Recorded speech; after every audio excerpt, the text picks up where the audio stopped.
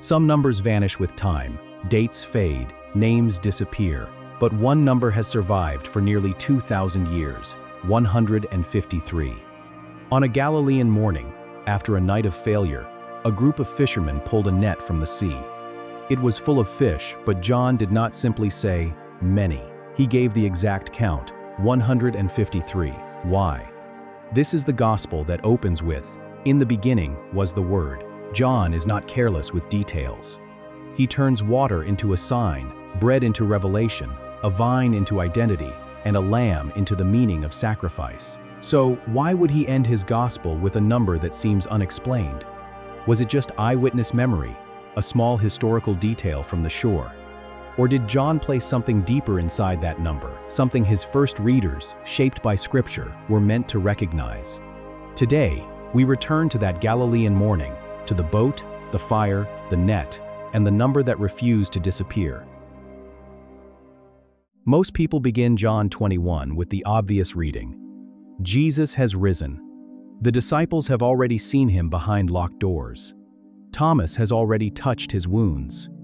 By this point, the resurrection is no longer a rumor or a question. The tomb is empty, and everyone knows it. And yet, Peter says, "I am going fishing." It is a strange response. After witnessing the impossible, after seeing death overturned, Peter returns to the boat. 6 other disciples follow him.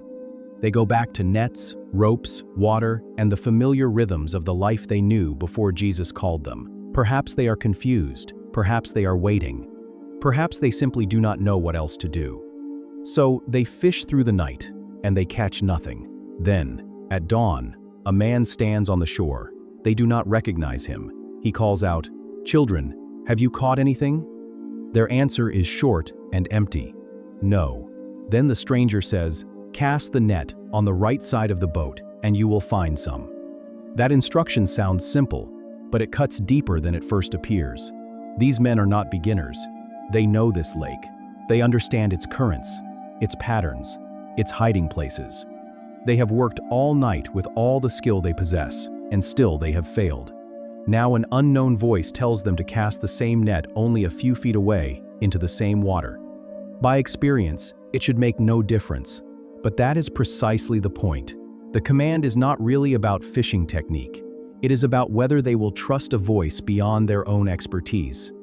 It is about whether competence will surrender to obedience. They obey, and suddenly the net fills with so many fish that they cannot pull it in. In that moment, John turns to Peter and says the words that reveal everything. It is the Lord. Peter does not wait for the boat to reach the shore. He puts on his outer garment and throws himself into the sea. When the others arrive, they drag the net to land and count the fish, 153 large fish. And though the catch is heavy, the net does not tear. That detail matters. Why count the fish after such a miracle? Not for profit, and not for pride. They count because awe often needs a number. They count so they can remember. They count because what just happened is too great to leave vague. Then Jesus, already waiting with a fire and breakfast prepared, simply says, "Come and have breakfast." It is a miracle, yes. It is a reunion, yes. But if we stop there, we stop exactly where the meaning begins. The first crack in the surface reading appears when we notice a detail many people pass over. John 21 is not the first time this kind of miracle has happened. 3 years earlier, at the very beginning of Jesus' ministry, Luke 5 records a strikingly similar scene. Peter and the other fishermen had worked through the night and caught nothing. Then Jesus told Peter to let down the nets once more. When they obeyed, the catch was so overwhelming that the nets began to break and the boats began to sink. Peter, suddenly aware that he was standing before someone holy, fell at Jesus' knees and said, "Depart from me, for I am a sinful man, O Lord." That was the beginning of Peter's calling. Now, in John 21, after the cross and after the empty tomb, the same pattern returns. Once again, there is a long night of failure. Once again, the nets are empty. Once again, a voice gives a command that seems unnecessary to experienced fishermen. And once again, obedience produces an impossible catch. John is not repeating himself by accident. He is deliberately creating an echo. He wants the reader to remember the first miraculous catch so that the second one carries its full weight. The first miracle called Peter out of his old life and into a new mission. From now on, you will catch men. The second miracle brings Peter back to that same mission after everything has fallen apart, after his denial, after his shame, after the death of Jesus, and after the confusion of resurrection morning. This means John 21 is not ultimately about fish. It never was. It is about a calling that survives failure. It is about grace returning to the exact place where a person first heard the voice of God. And that is where the number begins to matter. Why does John give us a number at all? Ancient writers were rarely careless with numbers, and John especially was not. His gospel is built with deliberate patterns, 7 I am statements, 7 signs before the crucifixion, repeated words and mirrored phrases in the prologue, and carefully arranged structures that scholars have traced line by line. John does not write randomly. He thinks in symbols, patterns, echoes, and design. So, when he tells us that the disciples counted the fish, not estimated them, not guessed at them, but counted them, and that the number was exactly 153, the question is not simply, did this happen? The deeper question is, why did John preserve this detail? Why should this strange, specific number matter? For centuries, readers have tried to answer that question, and each layer of interpretation adds something important. The first layer is mathematical. The number 153 is a triangular number, meaning it is the sum of every number from 1 to 17. If you add 1 plus 2 plus 3, continuing all the way to 17, the total is 153. In the ancient world, numbers like this were not merely abstract calculations. They could be arranged physically, as stones or dots forming a triangle. A triangular number was therefore both a sum and a shape, a picture of completeness, something built layer by layer until it formed a whole. But that leads to another question: why 17? In biblical symbolism, 10 is often associated with the law, the 10 commandments, covenant obligation, the standard humanity could not fully keep. 7, meanwhile, is the number of completion and divine fullness, the seventh day made holy, the sevenfold imagery of Scripture, the fullness of God's Spirit. Put them together, and 17 suggests law joined with fullness, commandment joined with grace. The standard humanity failed to meet joined to the power that fulfills it. When every number from 1 to 17 is gathered into one total, the result is 153, not law alone, not grace alone, but the whole architecture of redemption compressed into a fishing net. There is also a geometric layer. In ancient geometry, 2 equal circles overlapping so that each circle's edge passes through the other's center create an almond-shaped form known as the vesica piscis, meaning the vessel of the fish. The ratio connected with this form was often expressed as 265 to 153, an ancient approximation related to the square root of 3. We should be careful not to overstate this. We cannot prove John had Greek geometry in mind when he recorded the catch. Still, it is striking that this same number appears near the foundations of a shape later associated with the fish, one of the earliest Christian symbols. Then there is the Hebrew layer. In the world of John's first readers, letters could also function as numbers, a practice known as gematria.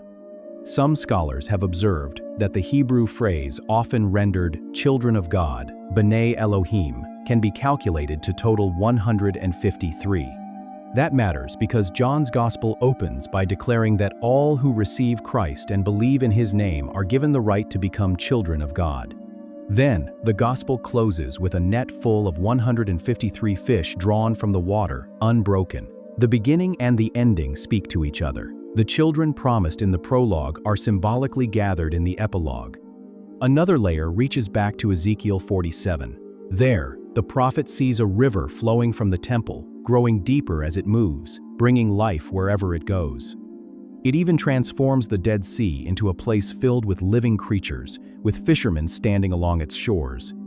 Some interpreters have connected the place names in that passage with the numbers 17 and 153. Whether every detail of that calculation can be proven or not, the larger echo is powerful. Water flowing from the place of sacrifice, dead waters coming alive, and fish gathered in abundance. John has already shown us the new temple in the crucified Christ. In chapter 19, blood and water flow from Jesus' side. In chapter 21, after the resurrection, the waters yield an impossible harvest. The cross is the new temple. The resurrection is the river of life. The catch is the harvest that river was always meant to bring. Finally, there is the universal layer. Jerome, one of the early church fathers, noted that ancient naturalists listed 153 kinds of fish. If early readers heard that association, then the number would point not merely to quantity, but to totality. Every kind of fish, every kind of person, every nation, tribe, and tongue gathered into the kingdom. These interpretations differ in method, but they all move in the same direction. Whether mathematical, Hebrew, prophetic, or universal, they point toward fullness. The number 153 is not a random detail. It is a sign of completion, abundance, and a harvest with no one missing. Beside the number 153, John places another detail that should make us stop. Although there were so many, the net was not torn.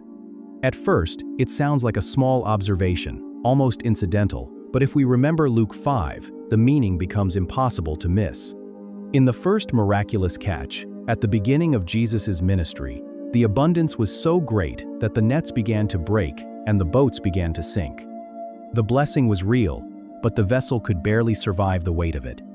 Now, in John 21, the same kind of abundance comes again.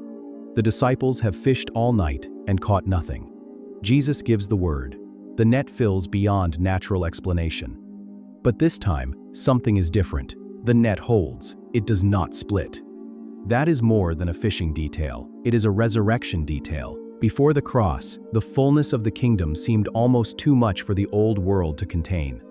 Grace was breaking in, but the vessel was still fragile. The nets strained. The boats sank low. Everything seemed on the verge of collapse. But after the cross and resurrection, the same fullness arrives with a new stability. The harvest is gathered, and the net remains whole. John wants us to see that this is not merely about fish, but about the people Christ came to save. Earlier in the Gospel, Jesus calls himself the Good Shepherd, the one who knows his sheep and lays down his life for them. Later, he says of those given to him by the Father, "I have lost none." The unbroken net becomes a silent sermon. It tells us that the risen Christ does not merely call the harvest, he keeps it. What he gathers, he holds. What he saves, he does not lose. The catch is abundant. The net is unbroken. The mission is secure in the hands of the one who has already shown, at the cross, how far he will go to keep his own. There is one more detail in this scene that is often overlooked, yet it may be the quiet heart of the whole chapter. When John says, "It is the Lord," Peter does not wait calmly for the boat to reach the shore. He does something sudden and almost strange. John tells us that Peter put on his outer garment because he was stripped for work and then threw himself into the sea. That detail matters. Peter is not simply a fisherman getting dressed before swimming. He is a man carrying the weight of failure. Only weeks earlier, he had denied Jesus 3 times while standing beside a charcoal fire. John uses the same Greek word, anthrakia, for that fire in the courtyard and for the fire Jesus now has burning on the beach. This is not accidental. John wants us to feel the echo. The place of Peter's denial is being answered by the place of his restoration. Peter does not swim toward Jesus exposed in shame. He covers himself first, but he still goes. He does not wait until he knows what to say. He does not prepare a speech, defend himself, or try to make himself worthy. He simply throws himself into the water and moves toward grace. That is what this entire scene has been leading toward. The miracle is not only about fish. The number is not the final point. The unbroken net is not the end of the story. All of it prepares us for the restoration of Peter. After breakfast, Jesus will ask him 3 times, "Do you love me?" Once for every denial. 3 failures are met with 3 questions, and 3 answers become the doorway to a renewed calling. Jesus does not give Peter a lecture, he gives him a mission: feed my sheep. The net was full and unbroken. Now the broken disciple is gathered back in. The man who once denied knowing Jesus is told again to gather others, just as Jesus has gathered him. When we step back far enough, this quiet beach in Galilee is no longer just the setting of a resurrection appearance. It becomes the meeting point of a much older story. In Genesis, after humanity is made in the image of God, the first command is to be fruitful, multiply, fill the earth, and exercise dominion over creation, including, specifically, the fish of the sea. Humanity was created to fill, to gather, to steward, and to bring creation under the life-giving rule of God. But sin fractured that calling. What was meant to be gathered became scattered. The flood washed through a corrupted world. Babel divided the nations. Israel was chosen to be a light to those nations, yet again and again turned inward, forgetting the breadth of its calling. Throughout Scripture, the waters and the fish begin to carry a deeper symbolic weight, pointing beyond themselves toward the nations waiting to be gathered into the life of God. That is why John 21 is more than a scene about tired fishermen and a miraculous catch. On this shore, after the resurrection, Jesus stands as the new Adam, the true Israel, and the true temple. He does what humanity failed to do. He does what Israel was called to do. He gathers from the waters. He fills the net. He fills it completely, abundantly, with every kind, and still, the net does not tear. In that moment, the whole biblical story seems compressed into one breakfast by the sea. Creation's original calling is restored. Israel's failure is answered. The scattered nations are gathered. The harvest is full, and nothing is lost. And it is fitting that this happens after the resurrection. The one standing on the shore has just walked out of the grave. Death could not hold him, and now nothing he gathers will ever finally be lost to death. The net holds because the risen Christ holds it. Every layer we have traced, the mathematics, the number 17, the union of law and spirit, the Hebrew echoes, the prophetic river, the unbroken net, and Peter, throwing himself into the water, finally converges on one truth, and that truth is not a number. It is a person. The cross is the place where the dead sea of human sin met a river it could not overcome. From the pierced side of Christ flowed the life that Ezekiel saw in vision, the water that turns death into abundance. The resurrection proves that this river still flows. Death could not stop it. The grave could not contain it. And from that day forward, the church becomes the catch. Every nation, every tongue, every child of God drawn into the kingdom by the risen Christ. So 153 was never merely about fish. It was a sign, a quiet signature placed in the final chapter of a gospel that began with the words, "In the beginning was the Word." It tells us that the God who orders numbers, rivers, covenants, nations, and history also orders redemption. He does not gather carelessly. He counts what he loves. He holds what he saves. That is why the net does not tear. That is why Peter is restored. That is why the breakfast on the shore is more than a tender ending. It is a declaration that the risen Jesus has begun the harvest the whole story of Scripture was moving toward. The empty tomb made the full net possible.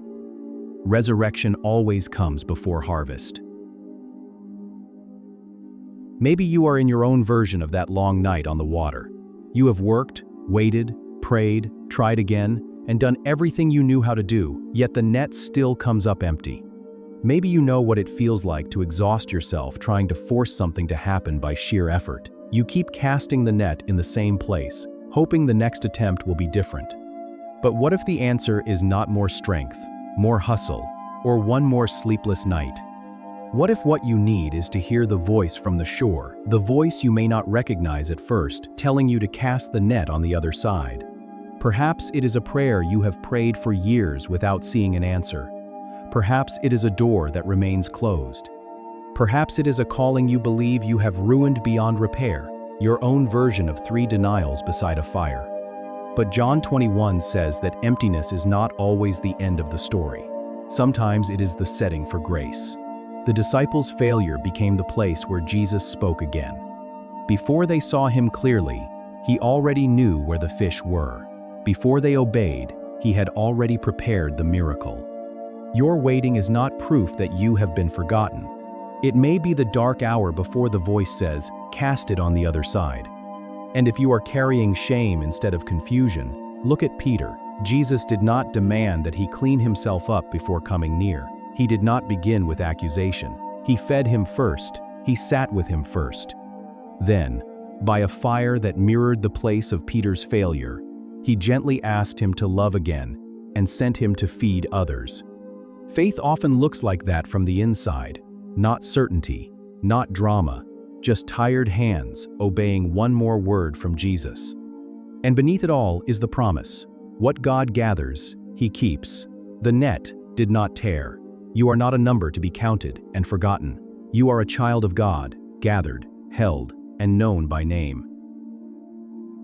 Picture the shore after they have gone. The fire has burned low. The fish have been eaten. The morning light has climbed higher over the water, and the footprints in the sand are already beginning to fade. The voices are gone now. The boat is quiet. The sea has returned to its ordinary rhythm. But the net is still there. Stretched across the beach, it lies completely unbroken. Every knot has held. Every strand has endured. The impossible weight of everything it carried has passed through it, and still, it has not torn.